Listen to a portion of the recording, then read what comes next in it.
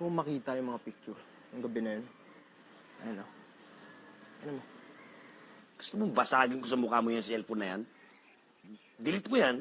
Ebidensya yan, tanga. Okay. Okay, ayan o. Oh. Oh. Okay na. Deleted. Sinisigurado ko lang naman eh. Nagmamasdan ko lang. Para hindi makalimutan. Eh paano kung katabi ko na pala siya? Hindi ko pa alam. Eh kung tarakan ako nun, abangis yung babae na yan.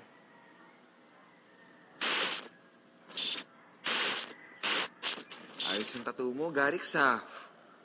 Parang totoong-totoo, ah. Ewan ko ba sa babaeng yan? Parang tigre. Puisit. Patay ako sa mami ko nito kung nakita niya. Bro, ang tanda mo na.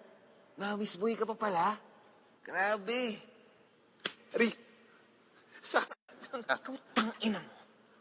Huwag mo nang babanggitin mami ko, ha? Sensitive, oh. Alam mo, si Simo, mami mo.